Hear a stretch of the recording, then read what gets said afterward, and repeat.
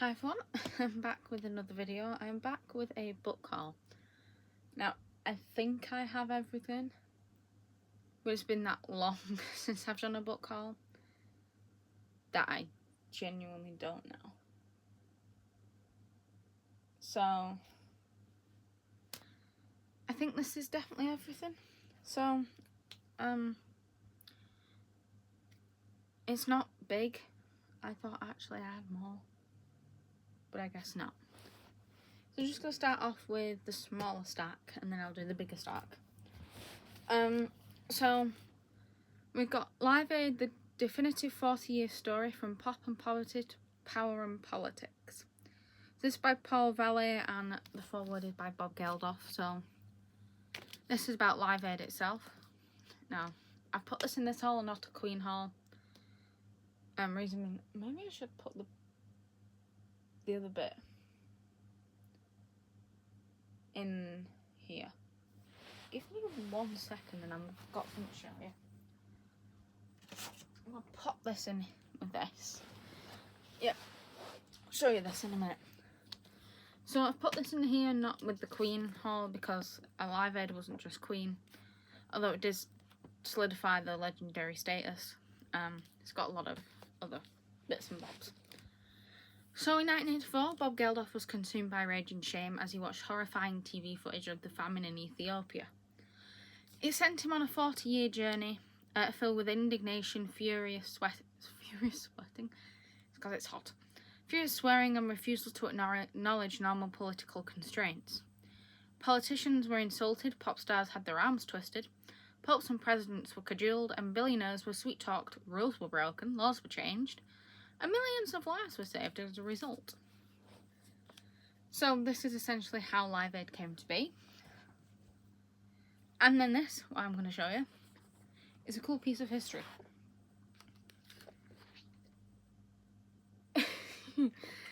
So I went to the British Music Experience, and we went into the shop, and the guy there who I bought bits off, I've got an entire Queen haul for you. I bought that book, and there's another book in this haul. He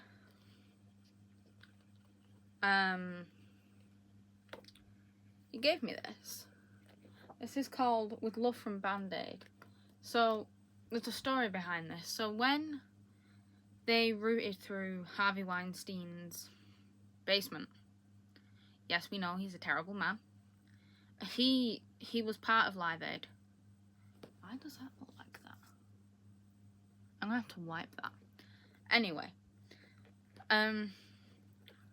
and they found multiple copies of the actual single, original copies of the single, and they found this.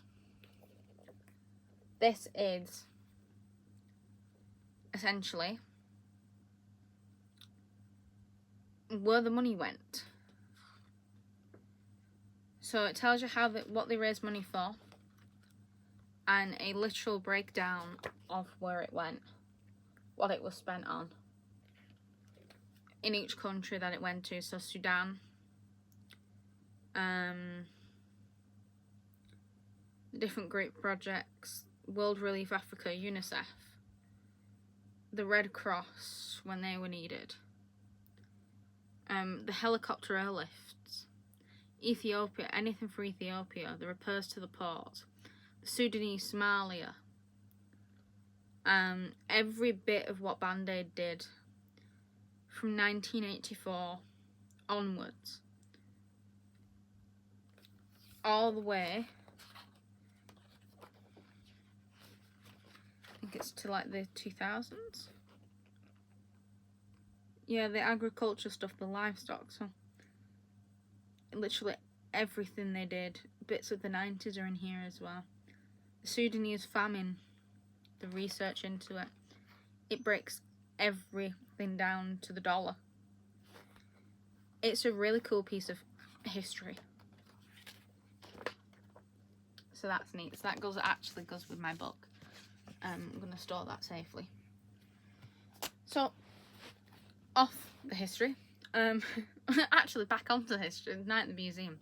So I now own all 3 novelizations. So this is the first one. I showed you 1 and 2, so this is number 3.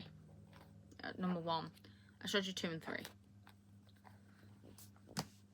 So now I have all of them. To Like the Lightning, this is the Terra Ignota Book 1, the narrative of the events 2454 by Ada Palmer. So, the year is 2480. I keep wanting to say 84, it's 54. Humanity has engineered a hard-won golden age, forged in the aftermath of a bitter conflict that wiped both religion and nation-state from the planet. Boy, that would be handy. Probably not, actually. 7 factions or hives have co-governed the world for 3 centuries. The rule fueled by careful censorship, ocular statistical analysis and analytics, and technological abundance. Convicted for his crimes, celebrated for his talents, Mycroft Canna is the indentured instrument and the confidant of some of the world's most powerful figures. When he's asked to investigate the bizarre theft, he finds himself on the trail of a conspiracy that could shatter the fragile world order. But Mycroft has his own secret. He is concealing a much greater threat to the 7 hives. A wild card, no degree of statistical analysis could ever prophesize. This threat takes an unlikely form of a 13-year-old. For how will a world that has banished God deal with a child who can perform miracles? This is only book 1. It's a sci-fi. I want to see how this goes before I invest in book 2 and 3.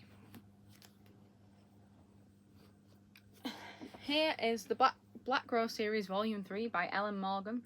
You've heard me rant and rave about this woman. Here is book 3 of the series. Need I say more? This big one here is Strange Things, the official story behind the legendary series. On November 6, 1983, Will Byers went missing in Hawkins, Indiana. As the town embarked on the widespread search, his friends came together to look for him, and discovered a mysterious girl only known by a number, 11.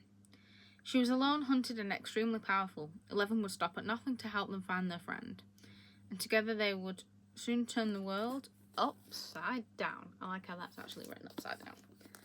So this goes into great detail on how they created the show, the monsters, the fashion, the characters, the sets, everything. So this is handy, and handy as a cosplayer, and I love it as someone who likes that kind of stuff. We are literally ploughing through these. Short video for you. Shortish. The Midnight Lies by Marie Rukowski. We'll go with that. Where Niram lives, crime abounds, and harsh tribunals and society's pleasures are reserved for the high kith. Life in the ward is grim and punishing. For people of her low status are forbidden from sampling sweets or wearing colours. I have a thing for dictatorships. Crikey. A lot of the books I seem to own contain some sort of governmental control. Divergent to Like the Lightning. This. We'll get to the Court of Miracles. I seem to have a thing for it. Anyway, you either follow the rules or pay the tithe and suffer the consequences. Niram keeps her head down and a dangerous secret close to her chest. But then she encounters Sid, a Rakesh traveller from far away, who whispers rumours that the High Kith possesses magic. Sid tempts Niram to seek that magic for herself, but to do that, Niram must surrender her old life. She must place her trust in the sly stranger, who asks, above all, not to be trusted. What is my thing for weird governmental control? Anyway, that sounds fantastic, and I love the cover. Now, I did say we get to it. The Court of Miracles by Kester Grant. Liberty, Family, and Treachery. It's a black spread edge edition. The lord of each... To protect themselves, the city wretched formed 9 guilds: thieves, beggars, assassins, gamblers, mercenaries and smugglers, prostitutes, opium eaters, and men of the letters. The lord of each guild sat together to form the miracle court, and bound as brethren by laws they had written. What the hell? This is also signed.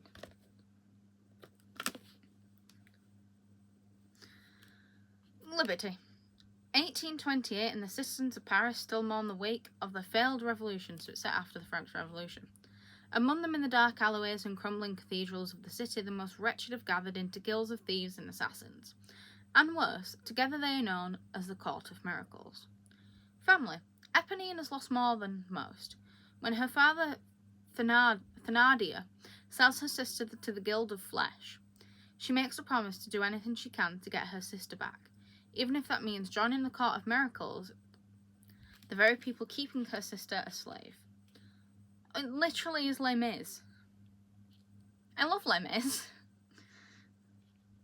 Treachery. Eponine becomes perhaps the greatest thief the court has ever known, finding a place among them and gaining another sister, Cosette. But she has never forgotten the promise she made, and if she is to have any hope of saving one sister, she will have to betray another. I adore. This is in such bad condition. I love Les Mis. That's cool. Let me not stab myself in the leg with the book. That is actually really neat. I didn't know it was that. Or I did and I forgot. Alchemy of Secrets by Stephanie Garber. I've heard a lot about this one. Magic is real if you know where to look. This is the purple spread edge edition. The sign. No, it's not. You are here because of a story. It starts with a class in an old movie theatre. Folklore 517, local legends and urban myths. Taught by a woman called the Professor. Most students believe the Professor's stories are just fiction, but Holland St. James has always been convinced that magic is real. Her search for the truth leads her to a dazzling new world of a deadly ultimatum hidden at the heart of Los Angeles, and to the path of a magnetic stranger who claims he had been sent to save her life. But everyone in this intoxicating new world is lying to her, even the stranger. And if she can't figure out whom to trust, her magical reality could change from a Hollywood dream to a nightmare. Also, it's got really cool end papers, like, look at that.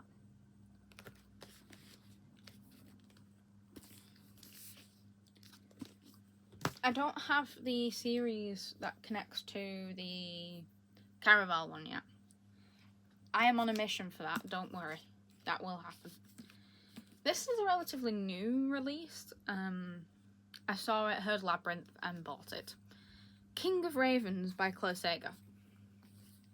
I mean, come on, look at how glorious this Fairy Loot edition is. And look at that man.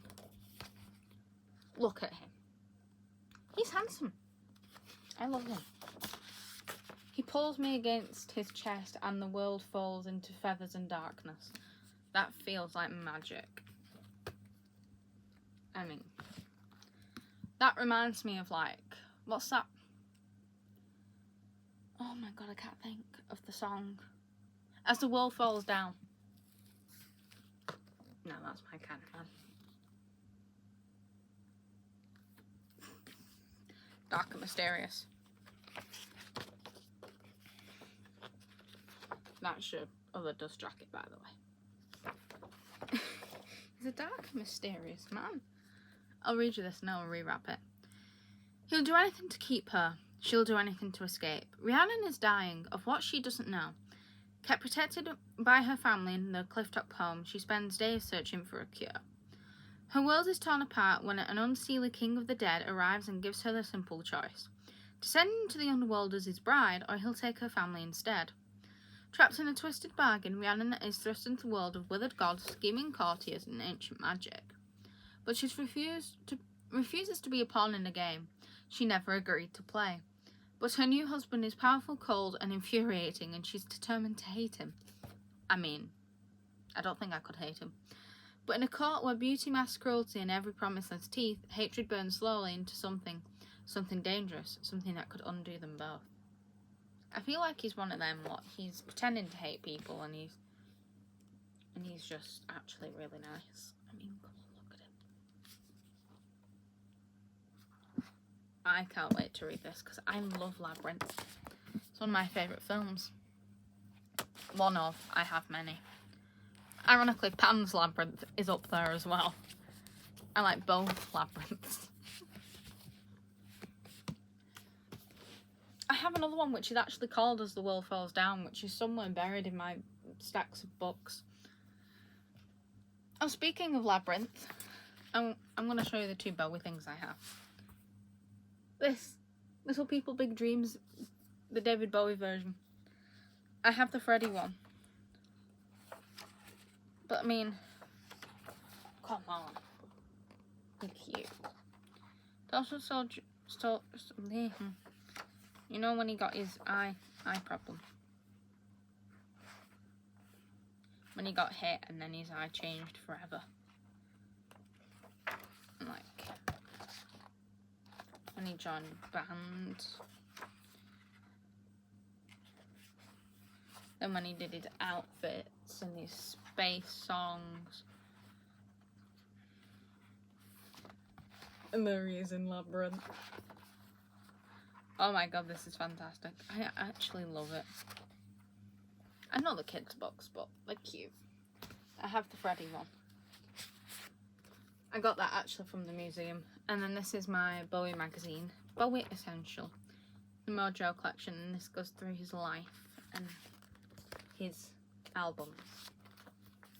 And last but not least is the Dalek magazine, because we need that in my life for Doctor Who. So that is it. That is everything. I think it is. Yeah. So, what's coming up? Queen Hall at some point. Another celebrity one. I am making my way through those books now. Still got a ways to go though, so.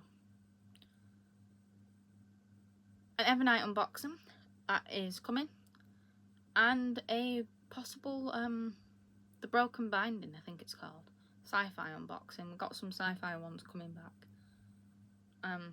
So yeah. So that is currently it. For now, I will see you whenever the next video comes, because